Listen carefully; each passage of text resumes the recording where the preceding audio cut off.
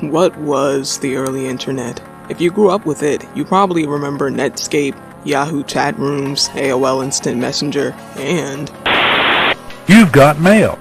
memes and copy pastas were spread by email and shared throughout school and around the neighborhood, and sometimes, if you were lucky, they might get popular enough to get coverage in the news. Some of your friends may have wanted to have their own personal websites and blogs, while your parents and older acquaintances probably thought the internet was either a horrific danger zone or a useless waste of time. Or they might not have been able to grasp the concept of it at all. Here's Allison. Can you explain what internet is? But what may stand out most about the early internet is the way it looked. Small text, clunky and weird web designs, lo-fi images and sound, and screens that sometimes looked ready to explode from all the action. Well, Old Web, or Old Webcore, is a media aesthetic developed around the early to mid-2010s and celebrates the style and design of the early and golden ages of the internet, circa 1994 to 2010. It aims to recapture the unhinged freedom and insanity of this era, to return to a time before corporations took over the web and began to standardize its look and feel to cater towards advertisers and marketability. When website graphics went from wildly creative and individual to so formulaic you could barely tell one site from another. There's a lot of nostalgia surrounding Old Webcore. It's a wistful look at a past era where internet users were less hungry for money, clout, and fame, when the internet was a virtual Wild West where you could basically say and do anything you wanted. And instead of a few social media sites dominating the online world, you would surf the entire web, never knowing what weird shit you were going to find. Was the early internet really as wonderful as some seem to remember? Probably not, but the aesthetic seeks to find the culture that once was there, whether it was good, bad, or just meh. For the generation who grew up with this era of the internet, Old Webcore is sure to bring back good memories, as much of the aesthetic is something they created, though they probably didn't realize it at the time. And for the current generation, it may evoke a sense of anemoia, a yearning or false nostalgia for a time before you were born, or it could trigger old, lost memories from when they were very young. Images and other media labeled Old Webcore are sometimes screenshots of early personal sites, often made with a web building service called AngelFire. Assets from early versions of Windows, usually Windows 95 or the XP 2000. I had both of these growing up, so I get a kick out of seeing screensavers and other system knickknacks show up in Old Webcore compilations. Original artwork designed to look like something from the early internet. You can find a lot of this artwork searching up the tag Old Webcore on the dreaded T site. Memes from the early internet, and man were there a lot of gems. Here's to the finest crew in Starfleet. Engage.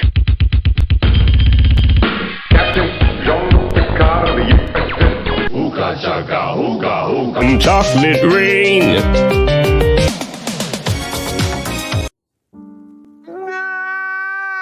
Solid gold. Anyways, screenshots from games that were popular or created during the early years of the internet. Mr. Limburger, are we near the place where my Uncle Horace was kidnapped? There's also Old Webcore music, which can be the soundtracks to old games, a remix of these soundtracks to make them more dreamlike and increase the lost memory factor, or original tracks that imitate the glitchy, heavily compressed sound a lot of audio on the old web had.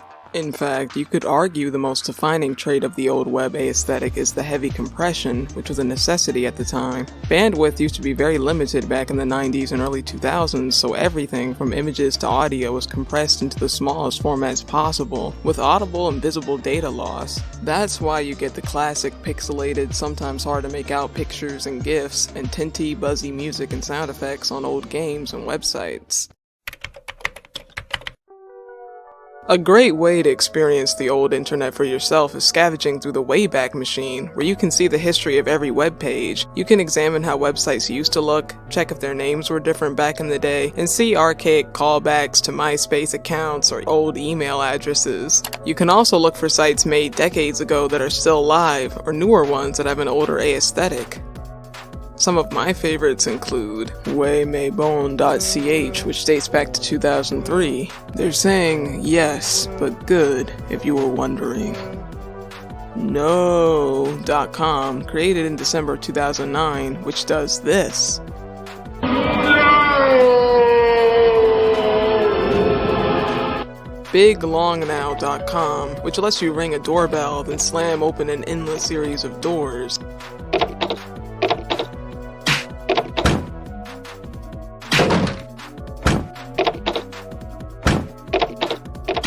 www.jody.com, which looks like a very detailed, unfinished point-and-click game, complete with code spilling out. It's actually the love child of Joan Heemskirk and Dirk Paismans, two of the first internet artists who created works under the name Jody. And my all-time favorite, thebestpageintheuniverse.net, a collection of satirical blogs written by 2 or 3-time author Maddox.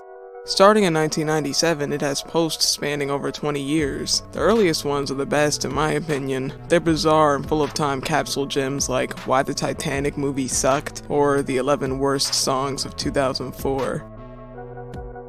You could also skip the Wayback Machine altogether and just visit CameronsWorld.net, a beautiful compilation of old sites made with the web builder GeoCities. It's honestly one of the best ways to get the old web experience through a single web page. Everywhere you turn there's creativity and energy. It's candy for the eyes. So, as you've probably seen by now, there are two sides to the old web aesthetic. Media from that actual time period, and original media made afterwards that imitates or evokes the style. For the sake of clarity, I'm going to refer to the latter as New Age Webcore. I think Joel G has crowned himself the king of New Age Webcore with his animated series Ina, a show that looks like every late 90s, early 2000s game got married to each other. Even the protagonist, Ina, reminds me of the kind of player characters you get back then. Bizarre, glitchy, and sometimes even voiced by different people throughout the game. But for all their flaws, they were lovable and so memorable you kind of stored them in the back of your mind forever. Another example of New Age Webcore is the 2D messaging game Emily is Away. It's set in the early 2000s and takes you back to the days of AOL Instant Messenger, an insanely popular chat service in the late 90s through the early 2000s, when Facebook edged it out in popularity. The game does a great job immersing you in its world with actual sound effects from Windows XP and AIM, and lots of references to things that were popular at the time. But while the aesthetic is great, I should warn that the game is probably going to leave you disappointed if you play it. There's literally almost no way to get a good ending. I mean, you could pay for the sequel, Emily is Away 2, but I haven't played it. I'm just going by what I've heard, so. So, to sum up, Old Webcore is a celebration of the early eras of the internet. As it says in the footnote of Cameron's World, in an age where we interact primarily with branded and marketed web content, Cameron's World is a tribute to the lost days of unrefined self-expression on the internet. This project recalls the visual aesthetics from an era when it was expected that personal spaces would always be under construction. It's a love letter to the early internet. Now, what is Weirdcore? Weirdcore is Old Webcore's twisted younger brother. It's heavily derivative of the old web style, but is specifically designed to induce feelings of discomfort, isolation, or bewilderment. Blurred or blacked out faces and figures, rooms without people in them, and heavily distorted / edited images are classic signs of Weirdcore. Some of them are deliberately unsettling and are a form of vent art, kind of like traumacore, though whether traumacore should even be considered an aesthetic is often debated. Other times, the sentences in Weirdcore are fairly innocuous phrases that just seem ominous due to the lack of context. On the flip side, there are also images designed to be humorous and meme-like.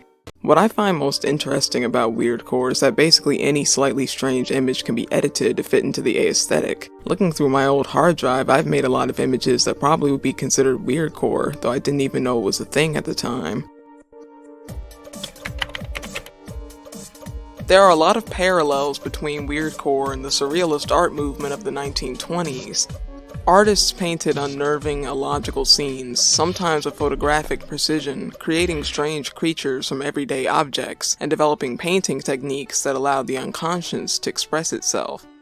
Take away the photographic precision in the painting parts, and you've got a pretty good concept of Weirdcore. You even see the same liminal spaces devoid of people in surrealist paintings. I'd also say certain concepts and themes behind Weirdcore have existed ever since computers and the internet came into popularity. Technology is generally built to respond to the user's commands, but what if it doesn't? When a computer is hacked or has a glitch and the user loses control, he can start to feel helpless and frustrated, maybe even scared if the new controller is out to do malevolent things like stealing his data or destroying his files. It can feel like his virtual reality is broken. Remember Jody, the art collective I mentioned when we were talking about old Webcore? They deliberately played on this fear a lot in their works, creating websites that look like viruses or computer glitches, generating paranoia and anxiety in the unsuspecting visitor who thought their computer could be under attack. Well, a broken reality is another underlying theme in a lot of Weirdcore. As a problem in your computer's operating system can cause a broken virtual reality, a change in your mental state can cause you to perceive a broken reality. Derealization, anxiety, and similar conditions can cause your perception of reality to be very different from the norm. Drugs, especially psychedelics, can also distort your perception. You could say when you're in these states that you've broken out of reality. Some of Weirdcore tries to capture this feeling, sometimes even including the tags derealization, depersonalization, etc. So, while Weirdcore as a term is fairly new, you can see its concepts and themes run in art throughout history, from the surrealist art of the 1920s to the 1990s net art to the current phase of making edits out of random photos, with the key themes being amateur photography and low-resolution images. Human art and culture is like a long chain. You shake one end of the chain, and the other end